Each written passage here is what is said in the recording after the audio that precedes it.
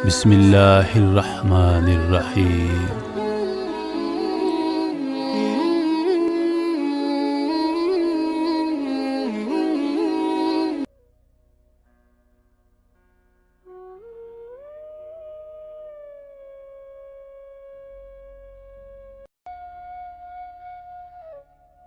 السلام علیکم میرے دوستوں، میری بہنوں اور روہیل وائس کے ساتھیوں۔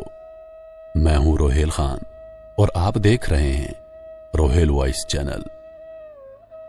محترم خواتین و حضرات، کسی ملک میں ایک بادشاہ تھا۔ وہ خوش رہنا چاہتا تھا اور خوشی کی تلاش میں مارا مارا پھرتا تھا۔ اس نے خوشی کے ماہرین کی مدد بھی لی، سیانوں، دانشوروں اور سمجھداروں کی پوٹلیوں میں بھی جھانکا، مگر خوشی کا فارمولا ہاتھ نہ آیا۔ وہ ایک پہاڑ پر چلا گیا۔ پہاڑ پر ایک درویش رہتا تھا۔ درویش کے دو مشاغل تھے، صبح صادق کے وقت مشرق کی طرف منہ کر کے بیٹھ جانا اور سورج کو آہستہ آہستہ افق سے ابھرتے ہوئے دیکھنا، اور اس کے بعد جنگل میں نکل جانا، سارا دن جنگل میں گزار دینا۔ بھوک لگتی تو درختوں سے پھل توڑ کر کھا لیتا، پیاس محسوس ہوتی تو وہ ندیوں، جھرنوں اور آبشاروں کا پانی پی لیتا۔ درویش کے پاس رہنے کے لیے ایک جھونپڑی تھی۔ وہ رات جھونپڑی میں آ جاتا۔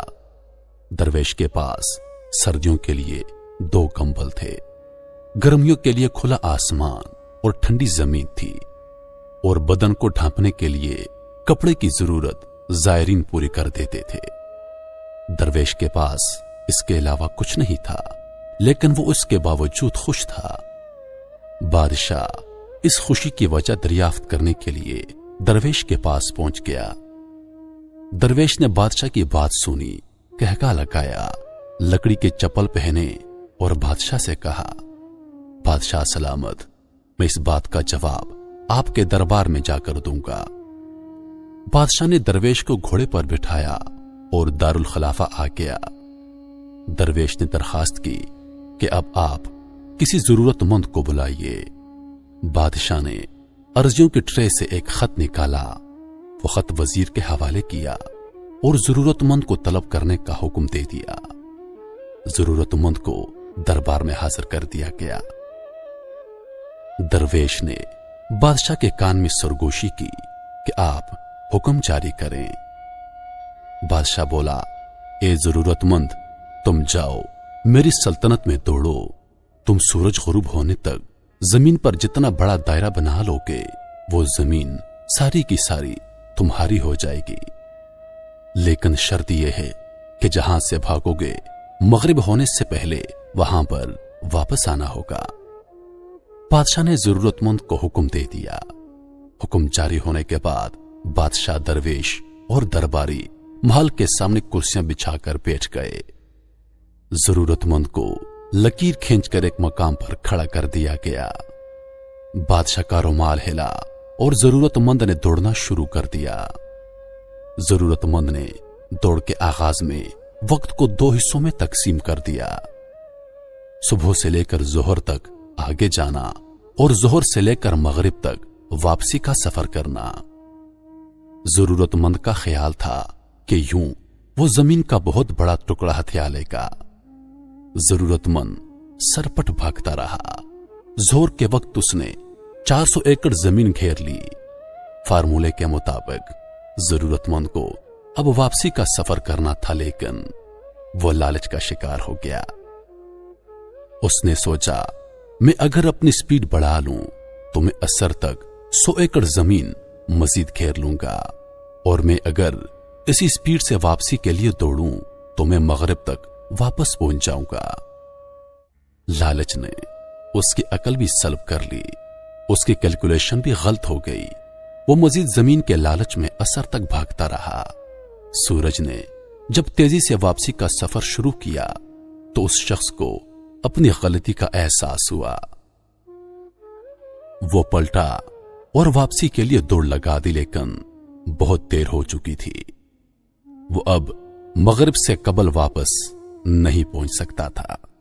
اس کے پاس اس وقت 2 آپشن تھے، नंबर 1, वो अपनी हार मान लेता, दौड़ना बंद कर देता और चुपचाप घर वापस चला जाता, या फिर जीतने के लिए सरतोड़ कोशिश करता। वो दूसरे ऑप्शन पर चला गया और उसने दूसरा फैसला भी गलत किया। उसने सरतोड़ कोशिश की ठान ली, भागने की स्पीड बढ़ा दी। वो बुरी तरह थकावट का शिकार था, लेकिन वो उसके बावजूद दीवानावार दौड़ रहा था।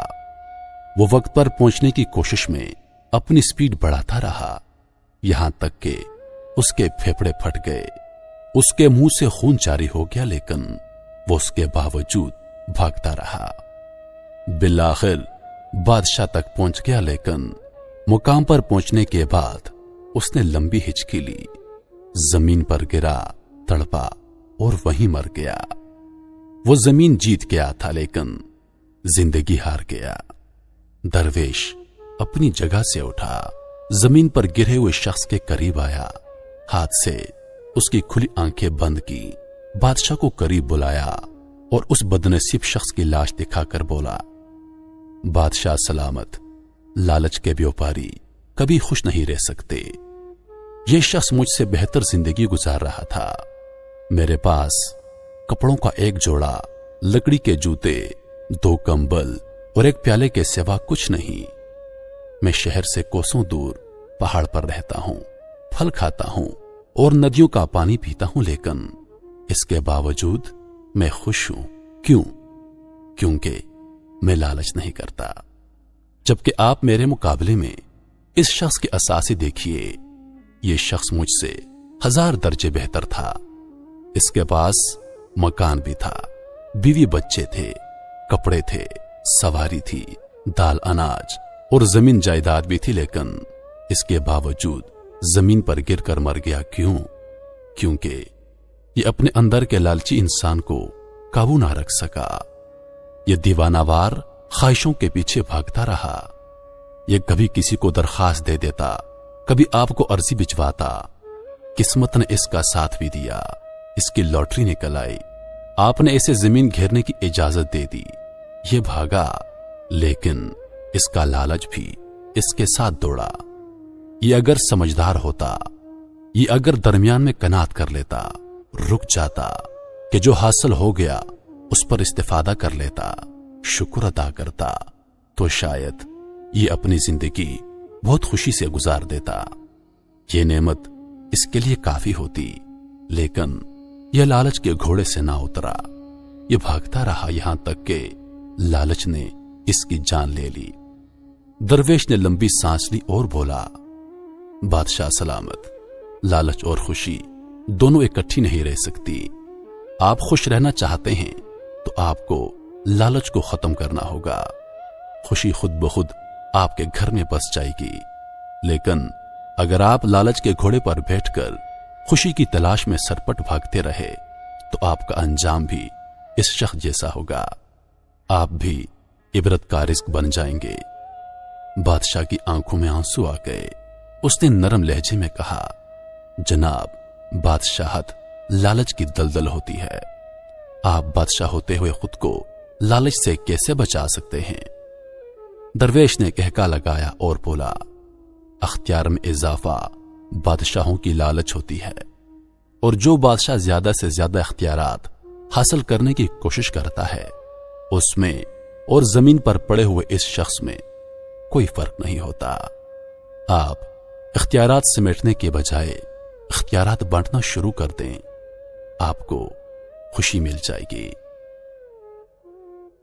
रोहेल खान को दीजिए इजाजत, इस उम्मीद के साथ कि अगली बार एक और वीडियो लेकर आपकी खिदमत में हाजिर हूंगा। तब तक के लिए खुदा हाफिज। अल्लाह पाक आप सबका हाफिजों ने कहबान। वालेकुम वस्सलाम।